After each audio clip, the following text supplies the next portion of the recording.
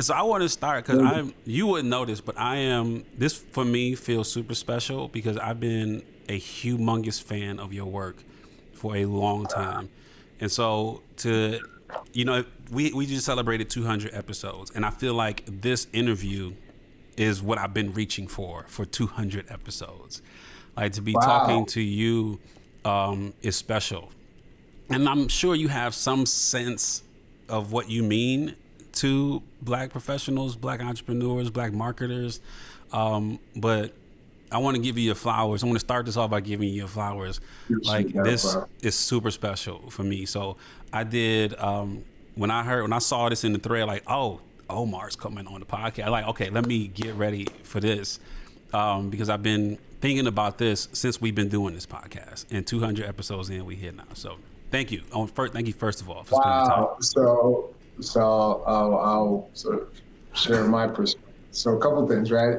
I've only done one other podcast, and that was my best friend, Paul Rivera, when he did his first podcast. He's like, yeah, I want you to do all that. Cool, I'll do it.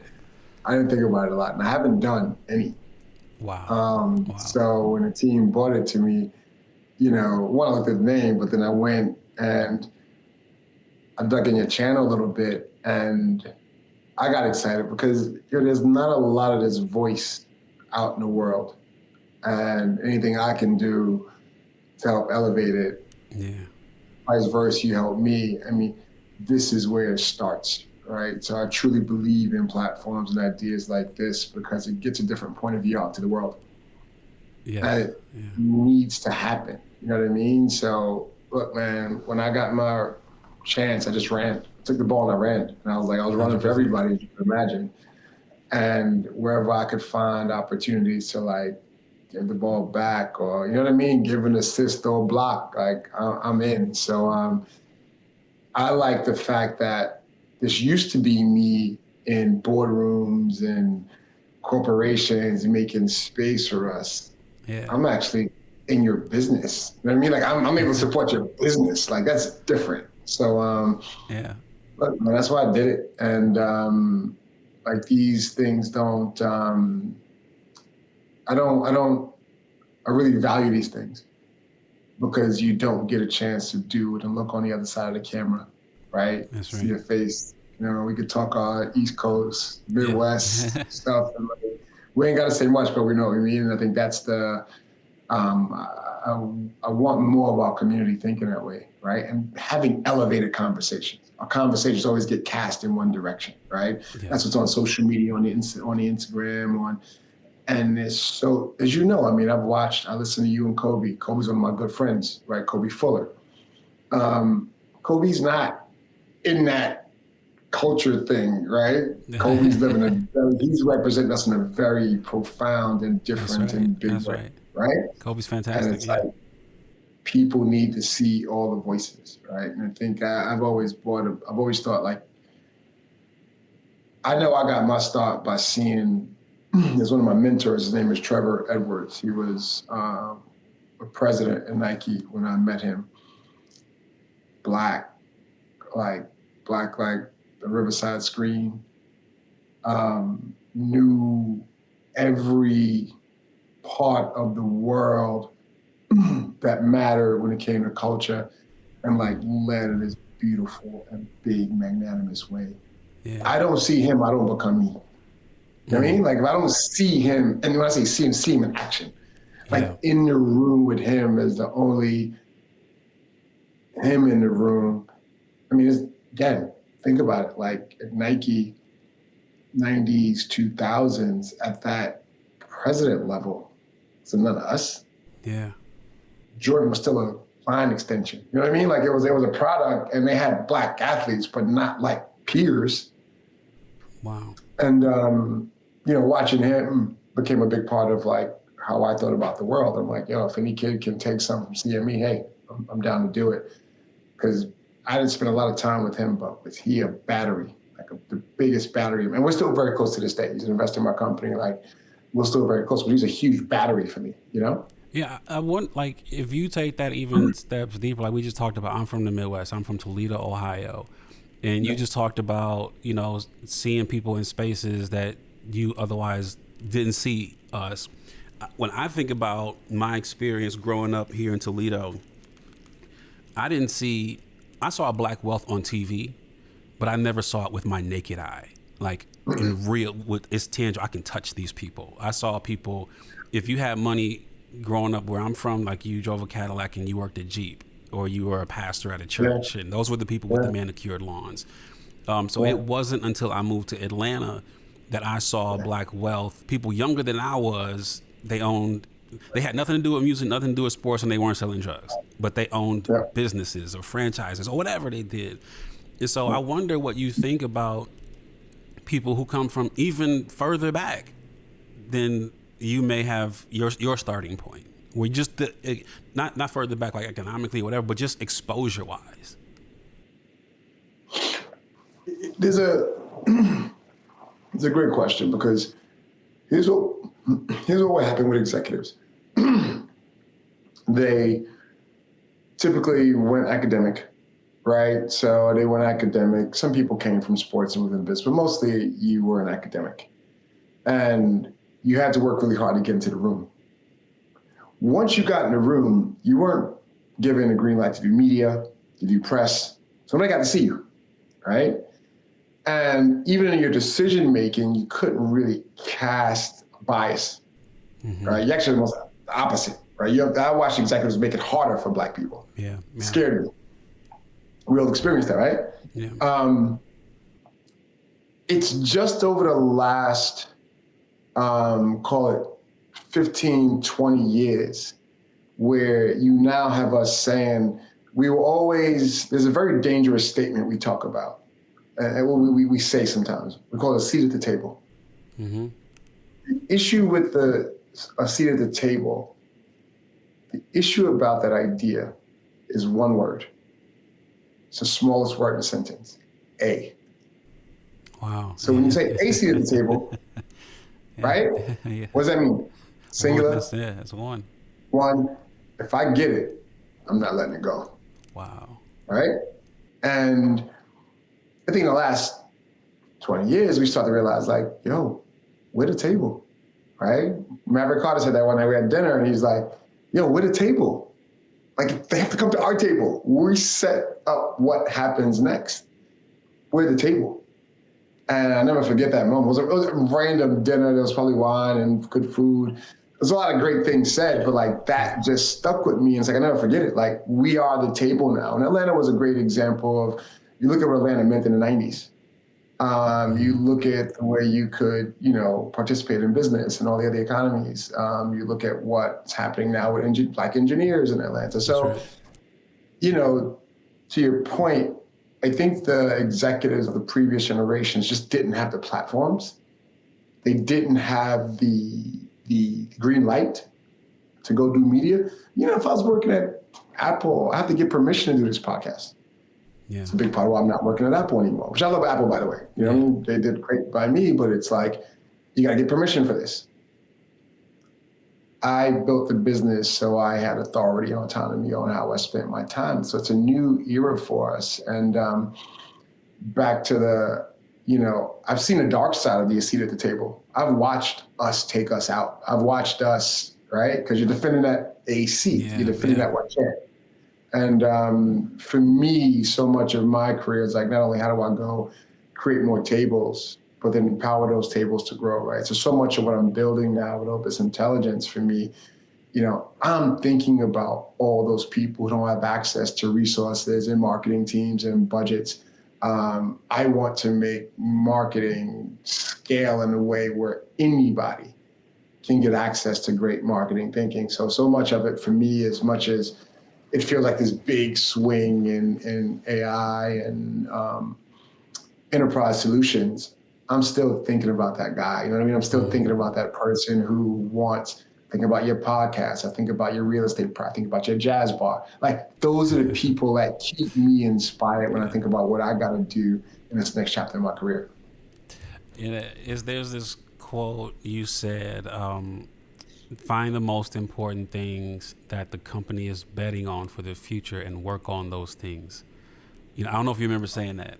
But when I saw that line, I'm like, that is number one, like only a marketer, I think could come up with something like that. Because I'm like, you think about positioning all the time, and if you take that out of the corporation and you think about that sentiment for us as a people trying to make it, even in this current climate, what should we be positioning ourselves for if we are trying to create wealth, generational wealth, create businesses at scale? Yeah. How should we be thinking about positioning? Oh God. So look, I mean, I was, again, just in learning about you, I was going to get post yesterday on DeepSeek, right? Like, I'm telling everyone that looks like me, you now have to start to use this technology. Why? Old technology, you had to learn a language, Python, C++, like you had to go to school, you had to get an engineering degree. Because STEM wasn't huge in our schools, STEM is a precursor to we're out of the system of technology. But with these language models and the interface being what you say and what you type, it's now brought the technical burden of like knowing way, way down. So we now have the ability to, how many people have you met in Ohio that had a great business idea but couldn't write a business plan? Oh, most of them. How many people have you met that had a great idea that they funded, they found a way to get it done and couldn't market it effectively? That's what inspires me. So as I'm teaching, this marketing operating system that we're building, ØPUS Intelligence, it's used by Nissan, and there'll be big brands, NBA, using it. What gets me excited is the everyday person who can now get access to, whether it's Omar Johnson's brain or brain like mine, for a fraction of the cost, and do it while they're sleeping. I mean, while I'm sleeping, or do it, you know what I mean? Like there's this democratization of the information that these new platforms give us. So as we start thinking about the future, my journey's been pretty interesting, right? So science kid, goes to Kraft, goes to Campbell's, works with Coke for a little while, goes to Nike. Most Black people, you're done. You're like, I'm at Nike. I'm done. I get you sneakers, like you're done, right? But I learned how to storytell there. Go to this startup, which people told me I was crazy. A lot of people look just like me, was like, yo, what are you doing? Like, you go into a $700 million category to go fight for space. We have $700 million sneaker, like 2 or 3 sneakers that make $700 million, right? Yeah. 3 things are as big as a whole category you're going to fight. And some of those people look like me. You know what I mean? Told me I was dumb, stupid, but that worked out, right? Got to build something from scratch. Apple, and then you get these jobs, you matriculate, VP of marketing, Apple, every Fortune 100 company, most of them called me at some point. And I did the interviews just for the information. I didn't really want to take a job. I always had a vision of building something that could democratize what I knew to the masses. And I learned about technology from Apple. I learned about it as a function of being on the board of Qualtrics and seeing both Qualtrics and SAP. And the moment I learned about how much I could scale my brain through technology, it was a no-brainer decision for me to go off and build something. The magic of what we built is we started off thinking more enterprise software and SaaS, and then you look at all of these, what's happened with AI and what's happened with these large language models. It's just accelerated. I couldn't find a tech stack to consistently mimic me. Now I've got a machine that does it, and it does it in multiple different languages. So I'm telling anyone that looks like me, that also may not have my education, that may not have the perfect Queen's English, like these models are a big unlock for them. They've been a giant unlock for me, and I've been pretty successful. But I also think that it's a big unlock for, again, we all know that woman, that guy who had a great idea who couldn't get a bank loan. Yeah. You can prompt a business plan today. And you can prompt it to be formal, you can prompt it to be super finance. Like, that's all just a question to ask. So again, as I think about, my future, And what I'm encouraging every other executive who looks like me or not to do, a lot of it lives in the world of AI. A lot of it lives in products that we're building, so that you can get access to amazing marketing for not tons of cash. Yeah. You mentioned that post I posted yesterday, and actually that post went biggest than any other post I've ever had. And what shocked me about that post was it was actually a little disconcerting, because I was reading the comments and I'm like, y'all have totally missed what I was trying to say in this. And I'm not trying to get into all the deep seek, whatever's about their privacy. Yeah. That's Yeah, not we the don't have point. to. But I'm like, we are missing the plot here. And so my question to you is more so about, what are we also missing about this AI conversation, when we can hear about an open AI, takes $100 billion or whatever it takes to build it, but then you got this Chinese company that does it for 5 million and probably better, arguably, depending on who you ask.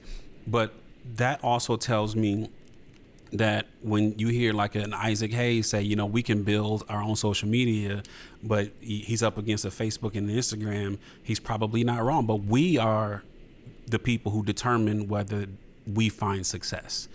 And it's not necessarily how much you are funded, but to your point, we are the table. And so they got to come to us. And so that's a lot there, but I'm just throwing those ideas at you, and I just want to see if it sticks. I can parse through it pretty quickly, right? So I thought your post was spot on informationally, because what you were talking about is the most important thing when it comes to AI. The system that we're building, I believe these LLMs will become commodities, full stop. I do believe they will become commodities, okay? They will become like cable service providers or cell phone service. Like, I do believe like that's the destiny for those LLMs, right? But what you tapped on, and it's the thing that I'm trying to teach every person, is it's your opinions that matter. What makes our marketing operating system special is all the times I've been front row at Fashion Week, me being in Brooklyn, me being in Akron, me being in, Broward County, me being in Callio, me being in Compton. That's what makes our AI special.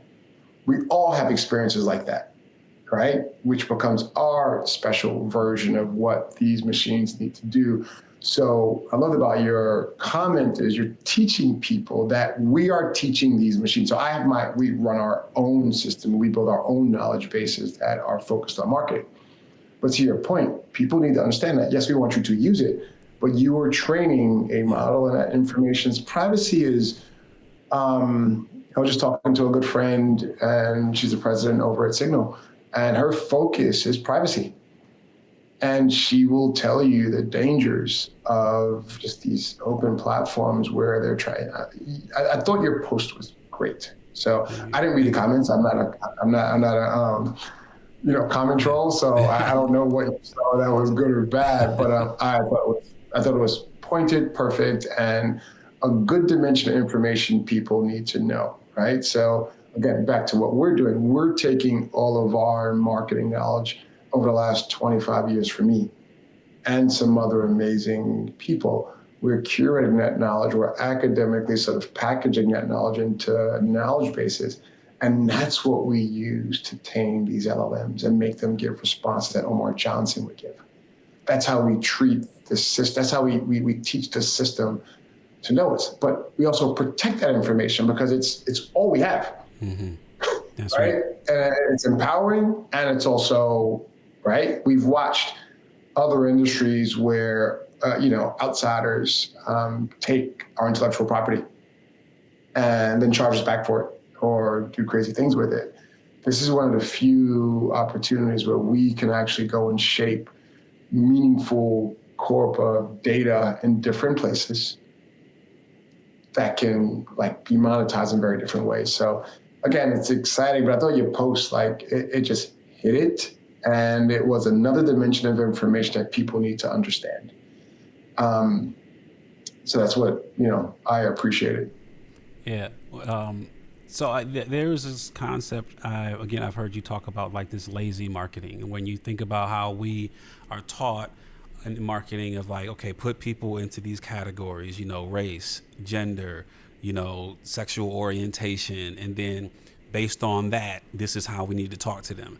And I've heard you touch on the story that that individual has is probably more important. So can you talk about I'm gonna let you define better lazy marketing and how we should actually be thinking about how to tell stories.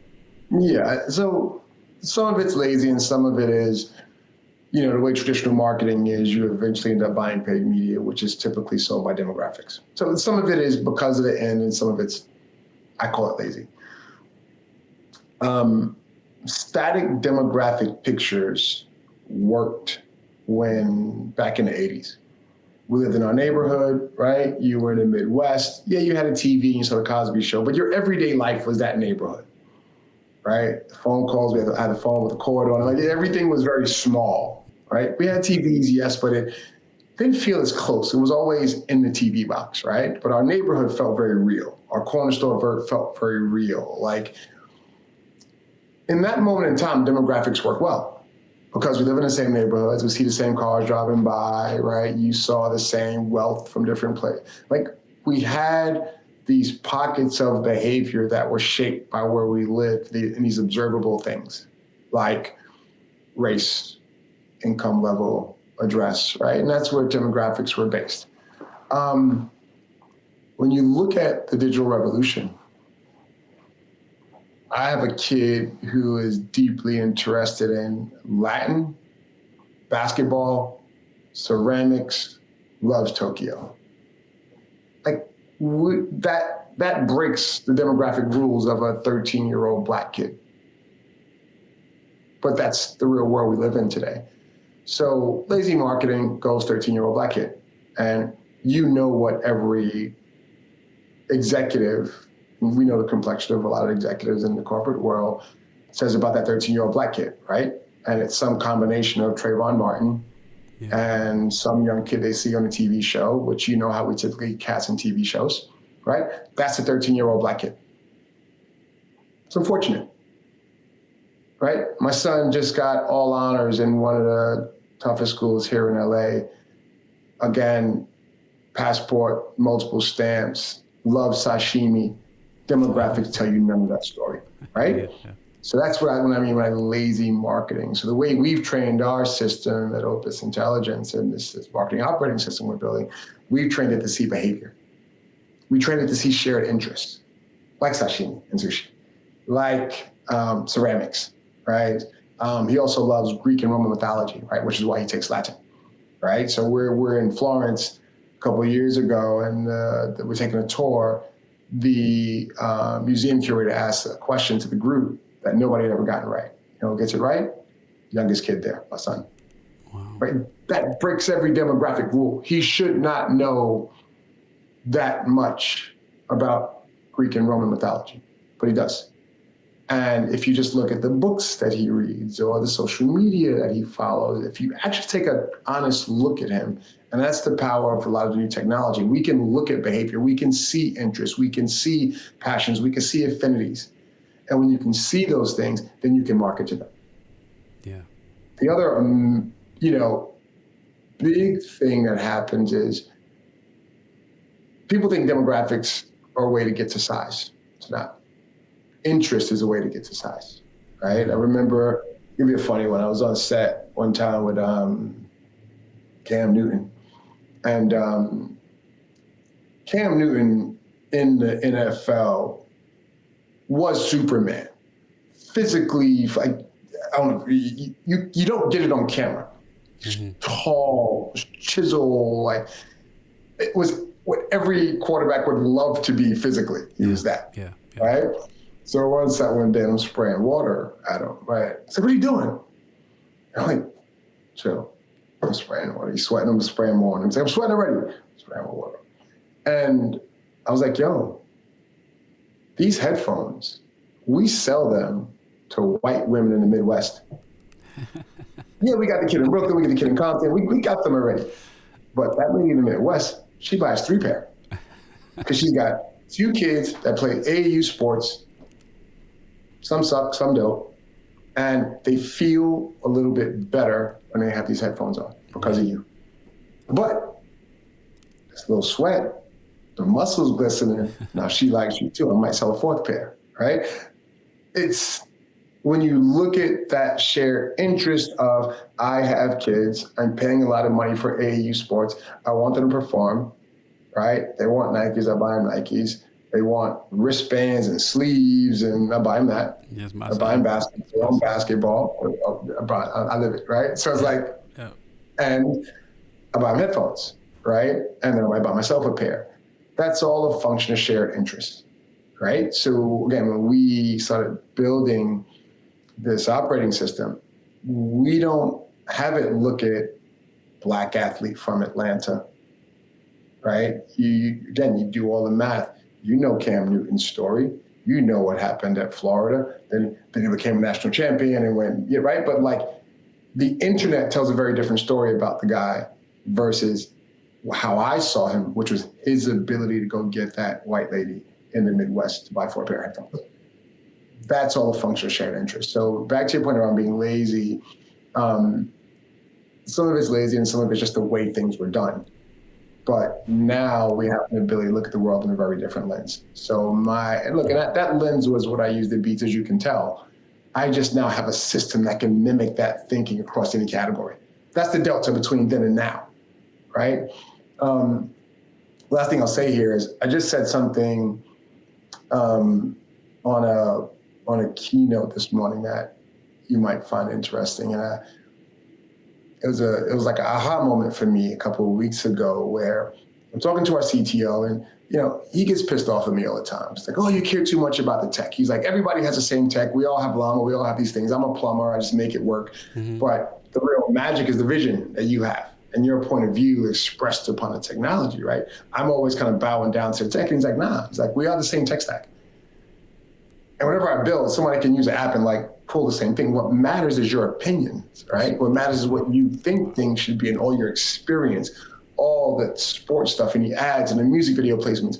All those things are what matter in the system you're building, not the tech stack we use, not the LLM we use. We have a RAG system. We can use Claude, Mistral, DeepSeek. We can use them all. So that's not the magic. The magic is our opinions. What do I tell the machine to do?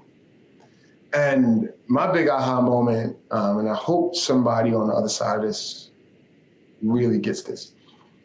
People say, what do you do? What have I done in the past over my career? A lot of creative, a lot of marketing, a lot of leadership. Cool. A good marketer from a bad marketer, the delta is a function of how well they give direction to people on what to do or what not to do. Shoot this, shoot that, here's a script, director, get this, get that. That's what a great marketer does, is give direction and curate what people do. It's a very simple word that encapsulates that whole behavior. That is what great marketing and great leaders do. It's prompting. We're great at prompting, right? That's what great leaders do, they prompt. There's your bridge. Right? So you look at these machines, our system curated prompts, right? And curated prompts curated to culture, curated to sports, curated to the things that we've seen in the past work marketing-wise, the things that we learn as a function of being the table, made available to the world.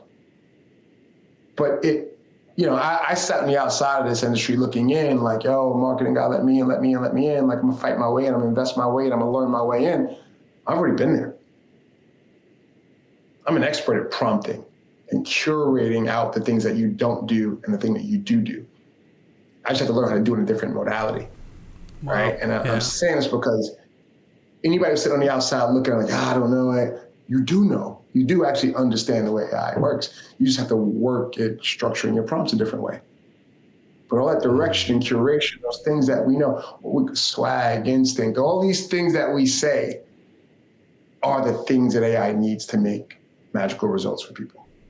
So there's a giant unlock for us if we just shift how we perceive ourselves. Yeah. Because at the end of the day, like that's, as I learn more, and I'm a forever learner. Like I'm always trying to learn. I'm always trying to take in more information. But the more you learn, the more you start to realize, like, we've been doing this. It's just a different way to do it. Yeah, you said something a minute ago about, that solopreneur, that, small business owner, that, Yeah. they can use these tools that you're building. And it aligns with a quote I saw. You said, we want to see the first solopreneur billionaire have a marketing department powered by the same solopreneur. And you got me thinking about, I'm going to give you one of these asking for a friend questions because I have small businesses.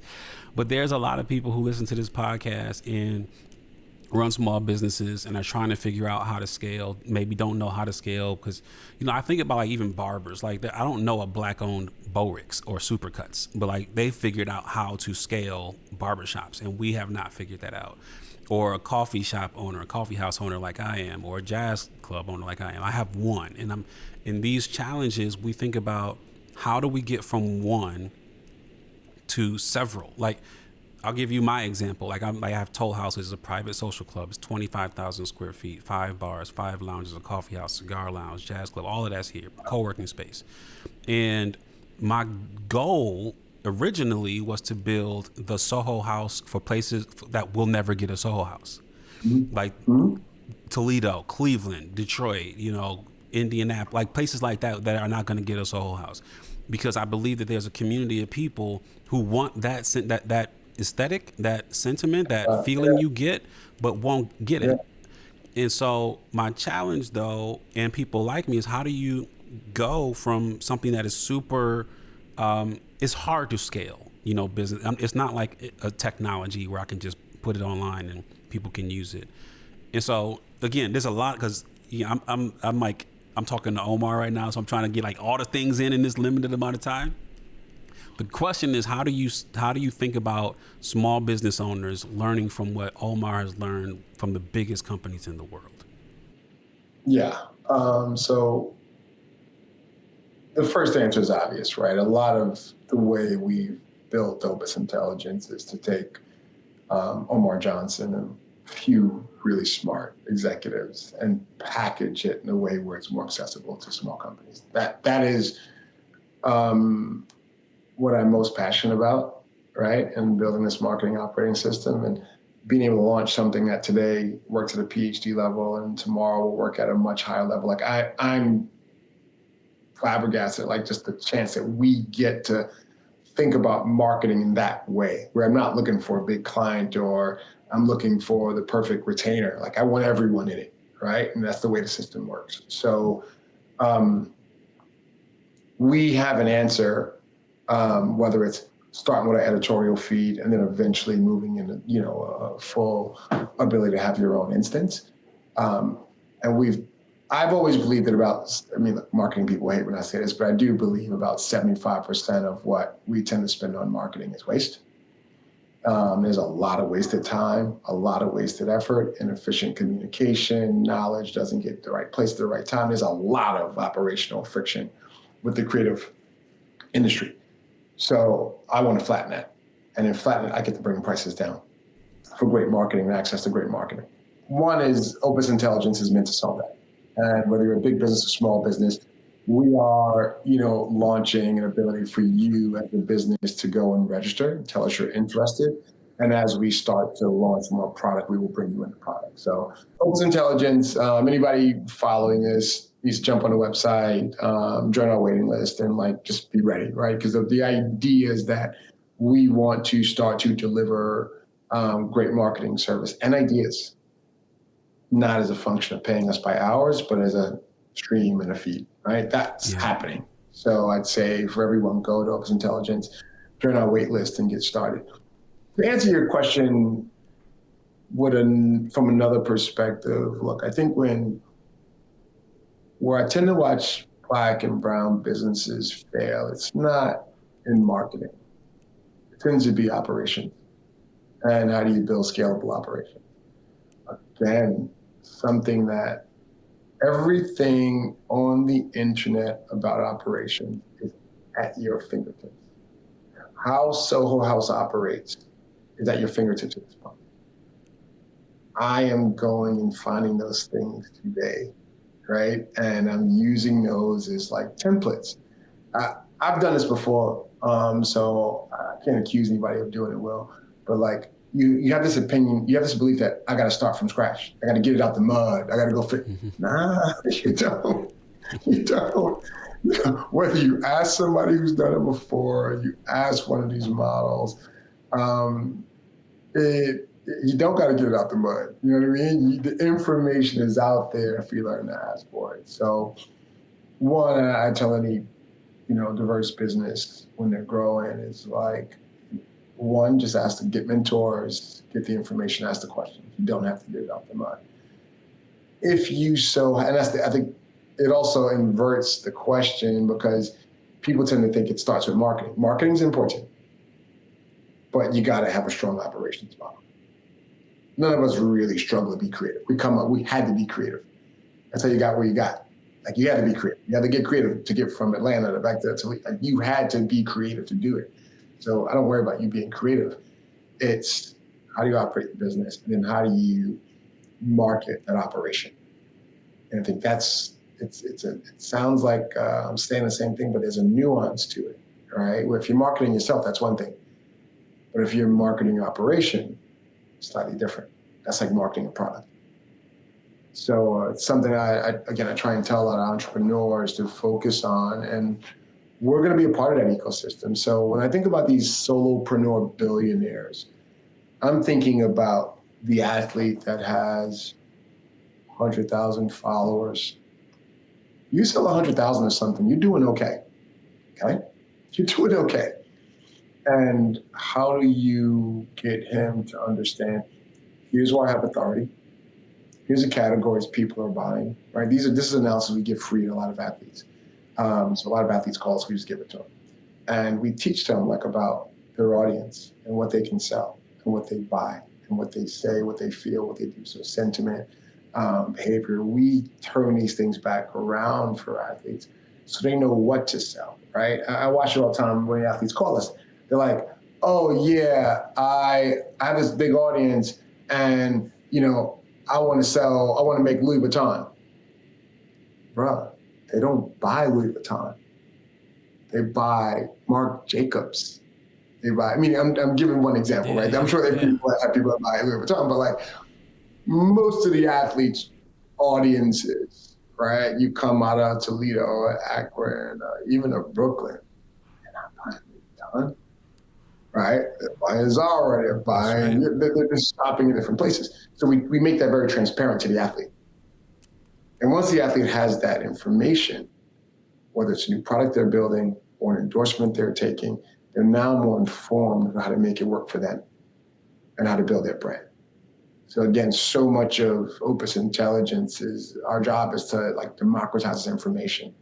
So you as an athlete know how, where, why, who, and what you can sell. Yeah.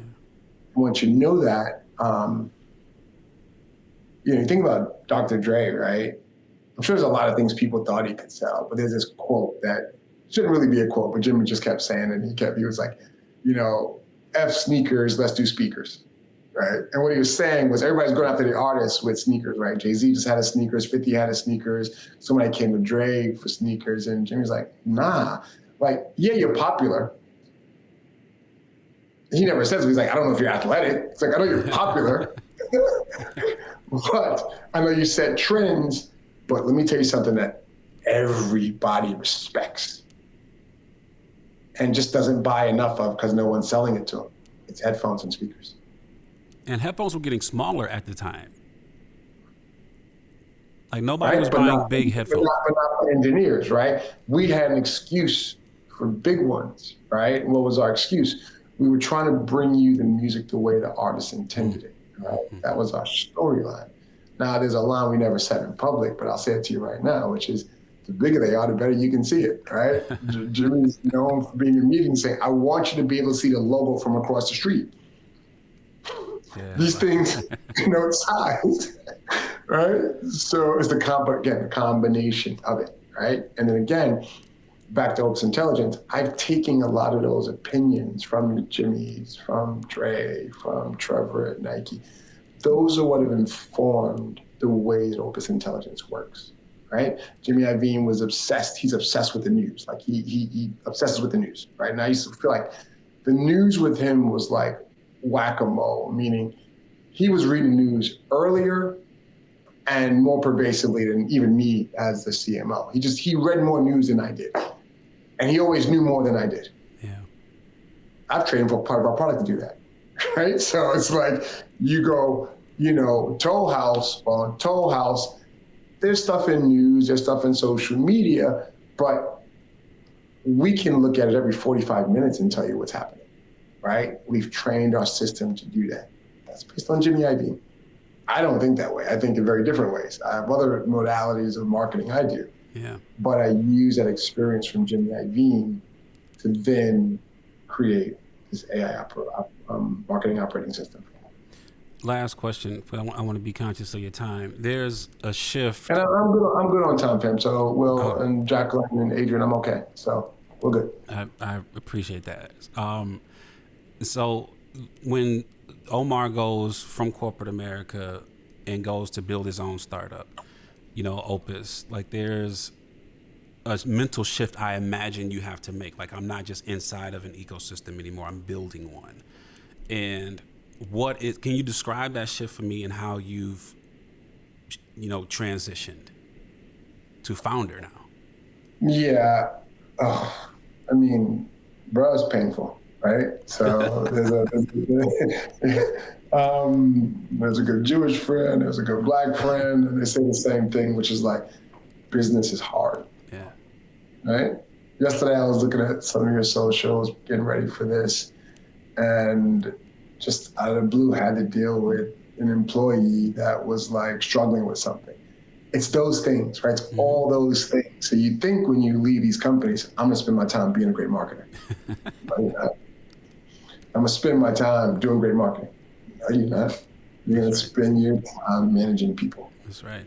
And if you're lucky, and if you're good at that, you'll be able to spend some time doing what you did in the past. So again, I think I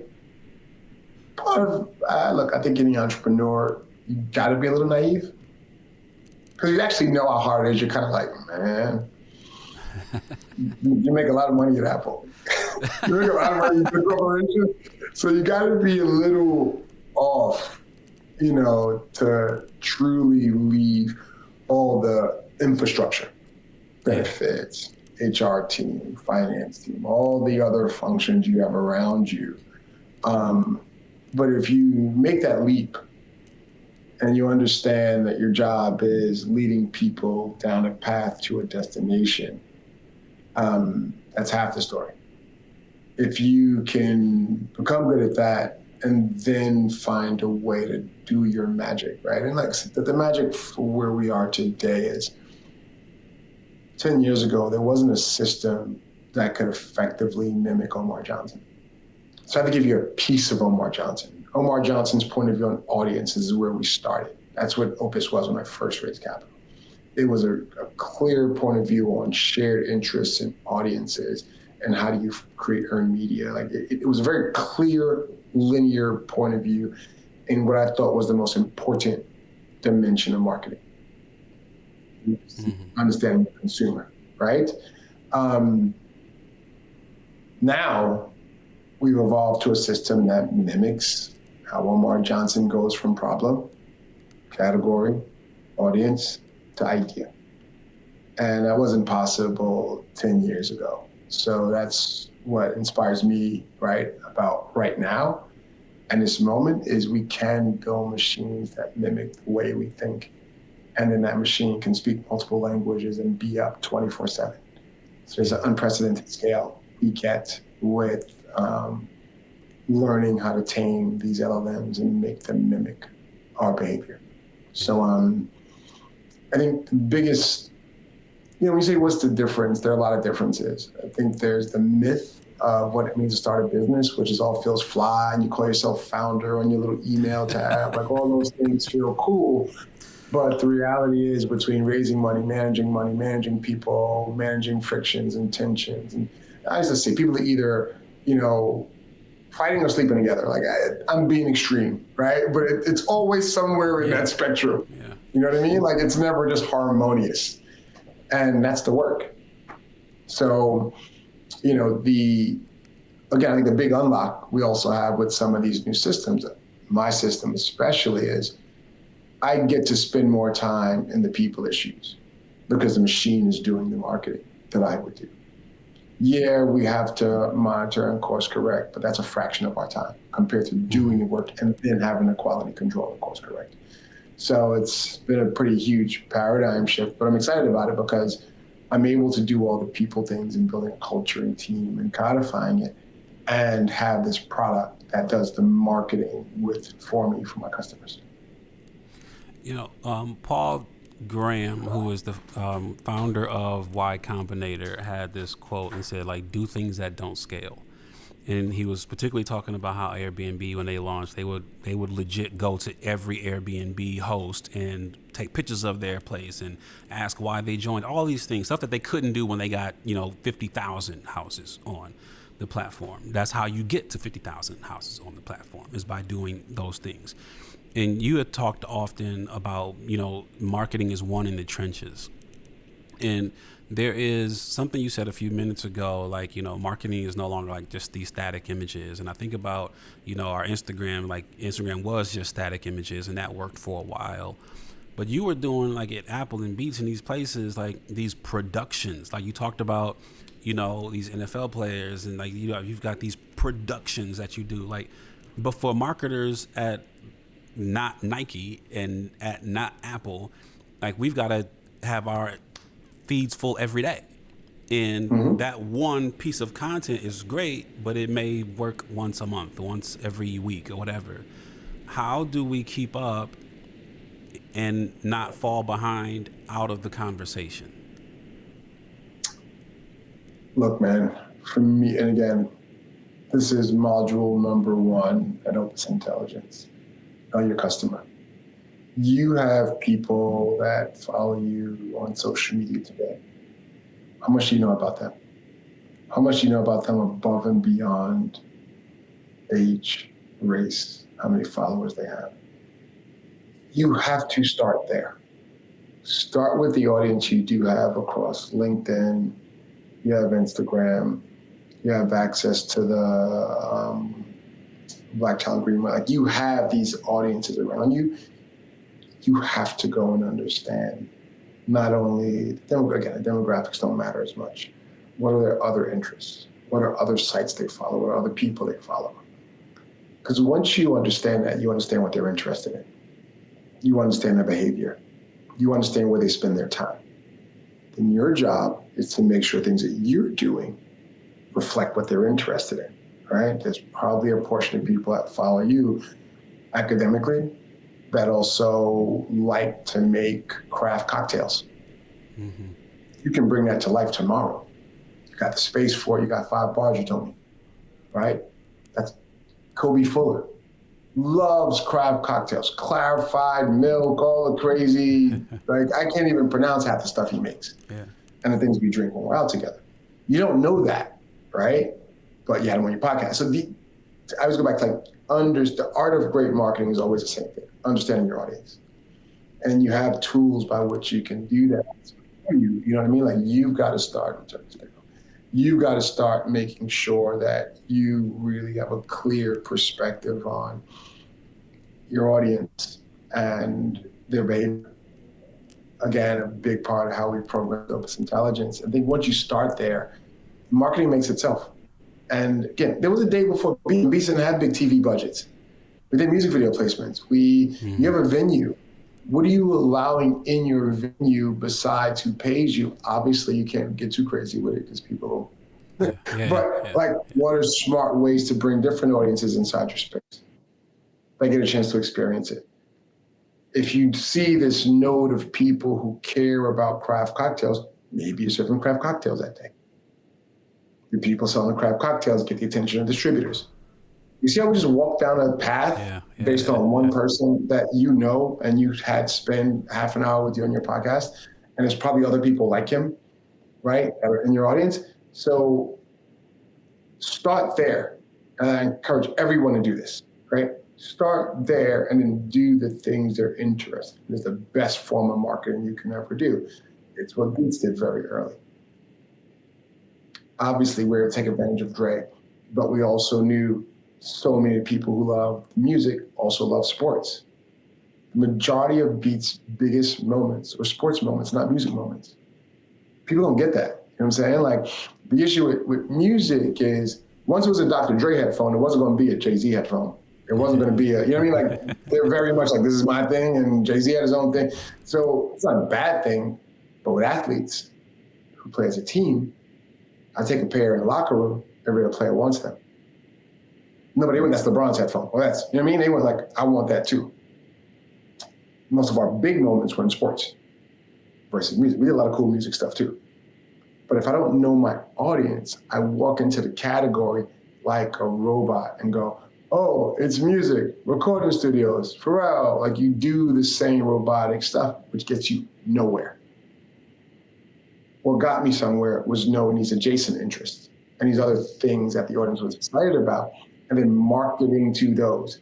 Fashion, sports. It wasn't, people like, it's culture. It's not culture. You can call it culture. I just knew the adjacent interests.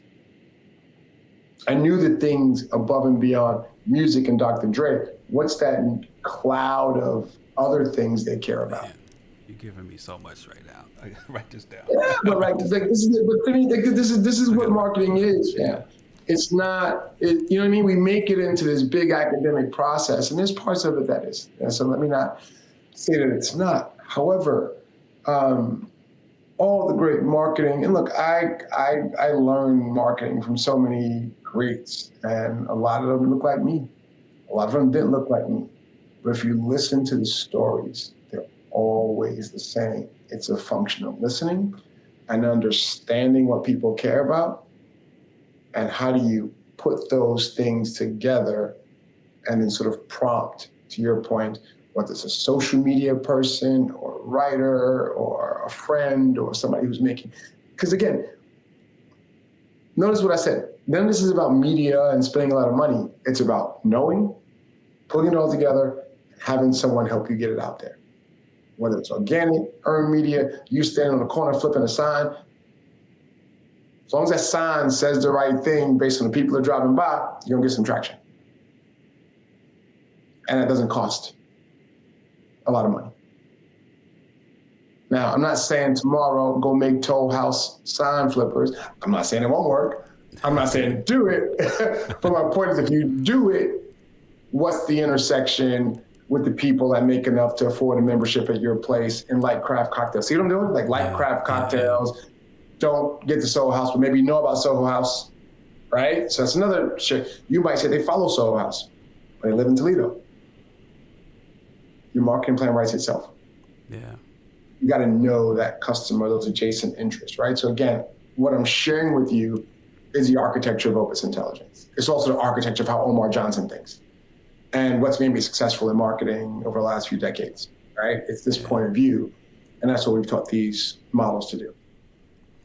You know, I am going to do this last one because you've been super gracious, so I will make this will be the last one. And so I think a lot about Black-owned businesses that are trying to scale, want to scale, and not just, you know, our health and wellness plan. I guess it's easy to put us out front when we're building something that's specifically for Black people, Black hair texture, whatever, Black skin, you know, but there are some of us who are building for a population of people who may not look like us. So if you look at Toll House's social, you won't see me on any photos because I recognize that that could be, rightly or wrongly, this is how I think about it, that could be like off-putting to people who are like, okay, that's the Black thing. That's the Black club.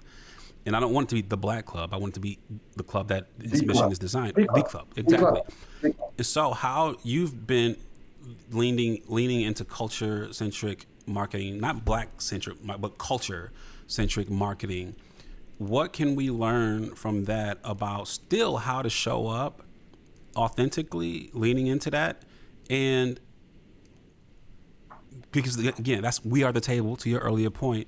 How do we learn from those concepts and not become the black thing? Not that being black is Yeah. wrong, but you know, you get the point. No. It's